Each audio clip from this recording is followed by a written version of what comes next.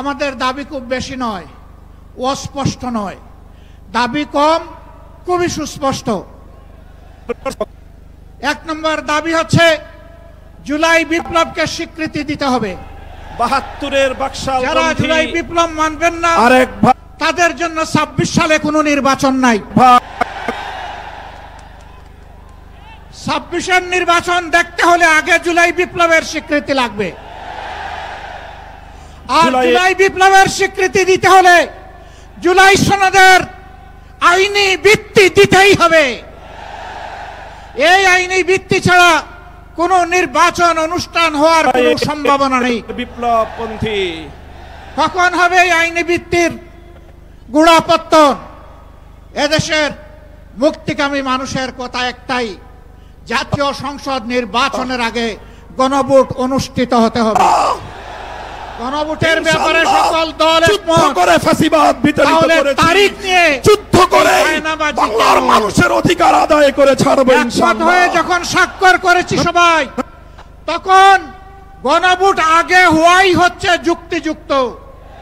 এর মধ্য দিয়ে আইনি ভিত্তির পাটাতন তৈরি হবে ইনশাআল্লাহ, এবং এর ভিত্তিতেই আগামী জাতীয় সংসদের নির্বাচন অনুষ্ঠিত হবে।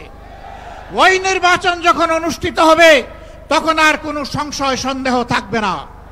আমরা চাই আগামী ফেব্রুয়ারিতে রোজার আগেই জাতীয় সংসদ নির্বাচন অনুষ্ঠিত হোক। এইটা দিয়ে কেউ ধূম্রজাল সৃষ্টি করার পায়তারা চালাবেন না, উদূর পিণ্ডি বুদির গাড়ে ফেলবেন না। আমরা জাতীয় ঐক্যমত কমিশনে গিয়ে সকল দল আমাদের মতামত দিয়েছি। এই 8 দলের পক্ষ থেকে ডজন খানেক নোট অফ ডিসেন্ট আমরা দেই নাই। আমরা প্রস্তাবনা রাখলে যৌক্তিক মনে করে সেখানে আলাপ আলোচনায় আমরা ইতিবাচক মত দিয়েছি। এরপরে সংখ্যাগরিষ্ঠ দলের মতামতের ভিত্তিতে একটা চার্টার তৈরি হয়েছে। এটি হচ্ছে গণতন্ত্রের কথা, যে সংখ্যাগরিষ্ঠ যা বলবে বাকিরা তাই মেনে নেবে। কিন্তু আমরা দেখলাম না, কেউ কেউ তা মেনে নিতে রাজি নন। জুলাই সনদেই যদি আপনি গণতন্ত্রের প্রতি শ্রদ্ধা না দেখান, জাতীয় নির্বাচনে আপনি শ্রদ্ধা দেখাবেন কিভাবে?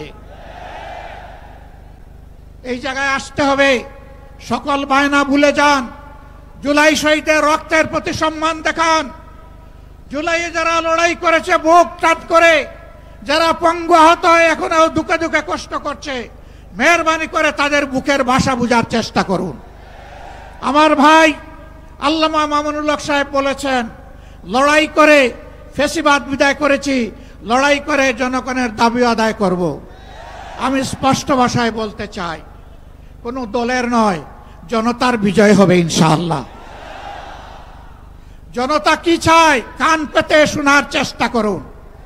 যদি এই ভাষা বুঝতে ব্যস্ত হন, তাহলে নিজের পরিণতির জন্য যে বুঝতে ব্যর্থ হবেন তাকে তৈরি থাকতে হবে।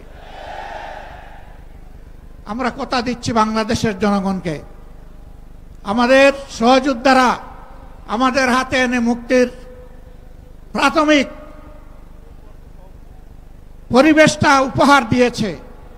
আমরা জনগণের মুক্তি আদায় করেই গড়ে ফিরব ইনশাআল্লাহ। আমরা ভদ্র ভাষায় কথা বলছি, ভদ্র ভাষায় কথা বলবো, কিন্তু আমাদের দাবির ব্যাপারে আমরা হিমালয়ের মতো অনড় থাকব। কারণ এই দাবি জনগণের দাবি, কোনো দলের দাবি নয়। এই দাবি বিপ্লবের দাবি, এই দাবি ফ্যাসিবাদের দাবি নয়।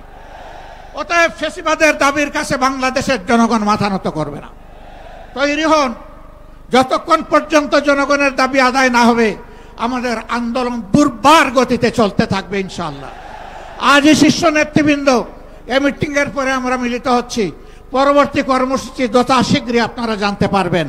সেই কর্মসূচি বাস্তবায়নের জন্য প্রস্তুতি নেওয়ার আহ্বান জানিয়ে এবং সরকারকে জনগণের ভাষা বুঝে অতি শীঘ্র গণভোট আগে দেওয়ার সিদ্ধান্ত নেওয়ার আহ্বান জানিয়ে আমার বক্তব্য এখানেই শেষ করছি। আল্লাহ হাফেজ। বাংলাদেশ জিন্দাবাদ। আর দলীয় আজকের এই সমাবেশ জনগণের দাবি আদায়ের পাঠাতন হোক। আসসালামু আলাইকুম ওয়া রাহমাতুল্লাহ।